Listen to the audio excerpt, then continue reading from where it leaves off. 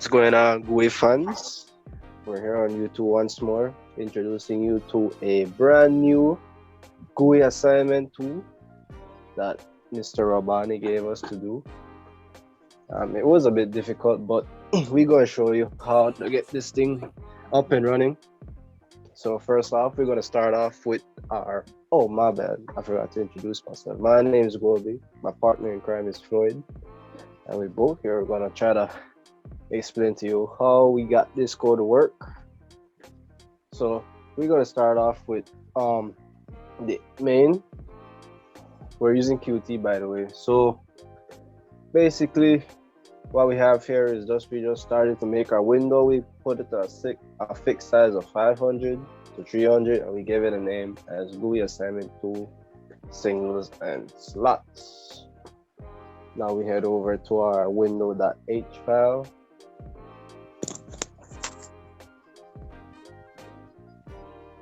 All right, now right here you can see we have 5 different classes here: QLabel, QString, QGroupBox, QH, BoxLoad, and QPushButton. Now we go way down here and you're gonna see we have one signal called counter reached. Now you go a little bit lower, you see we have 2 private slots, 2 voids actually. First one is slot button click, which holds a bool value called checked, and our other slot is slot reset clicked that has no value. Then we go over here to our private members with the QLabel, QGroupBox, QString, QPushButton, and QH box layout. And as you can see, all these members are basically pointers, and their name, title label, warning label, status label, etc. You could read all the rest. Then we have one thing at the bottom that's called int my counter. Now we head over to our .cpp file where all goodness is at. Now right here. Now if you look at our first block of code at smart title label, this basically just displays the label for our program. And when we right there where you see here, we are pre-run it, so we could show you guys how the ins and outs of how the program work and what does what. So what the Q label does is basically just like the comment says, creates a label on the window, so the user could read and see what's up with it. And it's marked GUI assignment 2 signals and slots. We give it that name. We head over to the second block of code that we have here and it says change text button. So what that basically is, just you see that big hello world button that's glowing yellow right there, that this change text button basically controls that. Right, so now we go on to the reset button, and that basically what that does is it controls this tiny little button you see right below the hello world button that marks reset. So what this basically does is it doesn't really do anything. It just sets a button right there. So it's basically just helps display it rather than make it work. But we're going to show you guys how to make that work later on. And so now we go on to the warning label. So what the warning label is basically works just like the title label, where you see we display a little text right there. The warning label does the same. We just gave it a different name and different font, different color, etc. And you can see our warning right there. It says you can only do 10 clicks. The program will quit at the 11th click of the button. So that's basically our little warning to tell you how our program is supposed to be working. Oh, and by the way, if we didn't mention it, our program is basically just to record the amount of clicks someone clicks on the hello world, and when it reaches 10, a big 10 is supposed to pop up right where you see that big empty space in the window right there. But we're going to show you that later on. So now we go on to the my group box. So now this one is a little bit tricky. What this basically is that if you look on our window where you see the counter button and a button that has 0 on it, you're going to see a small little rectangle that's around it. That's basically just going to hold widgets. So that's what the group box is. That's why you see what we have here is a new Q group box and holds a value right there. What it basically does is that it's just going to hold widgets together. And that's what we did here with these two buttons right here, with the counter and the 0. So now we go on to the counter word button, and that what it is basically what I just mentioned. That counter button you see right there, that's in that yellow button. That's just basically buttons, and the counter increment button, sorry, is the one right beside it that marks 0. Where you're gonna see how we gonna temper with these buttons later on in the code, and I'm just gonna leave that to Floyd, so he could basically just help us out with that. Alright, so on in line 58, we created a new horizontal box layout to which we added our counter word button and the other button, which was the value of our counter. Then we added that horizontal layout to our group box, which horizontally aligned both buttons side by side.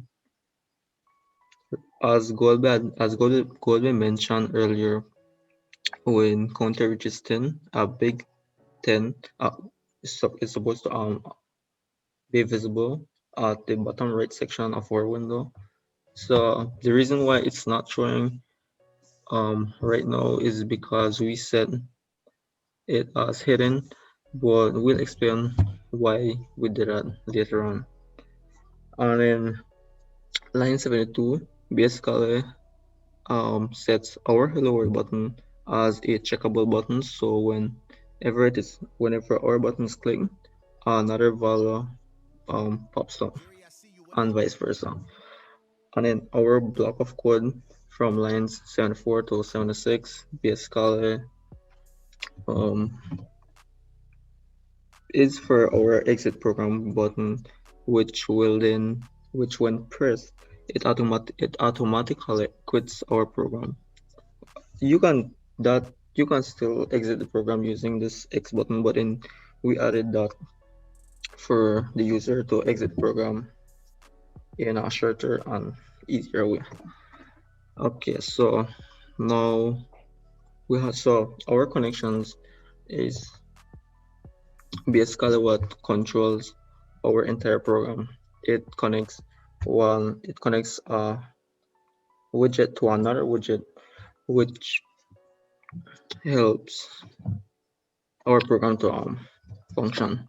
So our first connection is between our change text button, this big yellow button, to our slot button click, private slot. So whenever this button is clicked, our slot button click private slot is triggered, and it takes us to this private slot. And in this private slot, we have an if else statement. So if our button is clicked and it has hello world in it, it automatically changes to check. If our button is clicked and it has check text in it, it changes back to hello world. And for every click, our counter increments. And in line 95, she converts counter from an int to a string. This is because our counter is a constant variable, and an int can, and my counter is an int. So this button, which was the value of counter, is like that button only holds strings. So in order for us to convert an int to a string, we had to use this QString. And in line 96, we added that converted int to our counter increment button. So as you can see, for every click, the value in our counter increment button increases. So we're just gonna click button till it reaches 10. And our if statement from lines 99 to 103 is triggered when our counter reaches 10. In other words, when we've clicked the button 10 times. So if my counter, which is 10, is equal to 10, our change text button changes to exit program. So now you have three options to quit the program. You got our hello world program, which changed to exit program. So you can exit the program using this button or this button or this X button. And then remember we stated that when counter reaches 10, our big 10 label is visible. That is triggered by line 101. And then our warning label, which was of you can only do 10 clicks, the program will quit at the 11th click, it changes to 10 clicks only. I've already warned you, it's best that you click reset. So you either have an option to quit the program or to reset back to our defaults. And then so since we're gonna reset, but we're not gonna reset as yet, as we're gonna explain what our second connection does. So if counter reaches 10 and this exit program button is clicked, our queue application is gonna exit. So that is what line 8 or our second connection does. We're gonna run this program once more, as Golby is going to explain the last two connections, and we're gonna leave it here for him to pick off. All right, so our last two connections that we have here is the connect reset button. So what this does really is that when you're gonna press the reset button, it's gonna activate the slot called slot reset click. And if you go a little bit lower on our code, you're gonna see right here that has the void window slot reset click. What that is gonna really activate this block of code right here, and what that's gonna do is basically you see all these things that are on the window right now. You see how the hello world just changed to exit program, the big 10, the 10 that's on the counter increment button, and also our warning just it changed to something else. And so when we go to press our reset button right there, you just see everything get back to normal. That's what basically that connect does. It just resets everything back to normal, like the name would suggest, obviously. And also our final connect is the quit button. So a quit button is that big long red bar you see down on the window that marks exit program. When we click that, it basically is just gonna do what it says. It's gonna quit the whole application by itself. So we didn't have to make that, but we just decided to just to get a little bit fancy, just to test up our programming skills, see what we all have up. And I guess that's basically it for our program and our assignment 2. I really hope you liked it. I hope we did everything that the criteria met. And thank you for watching. Remember, like and subscribe, share if you can.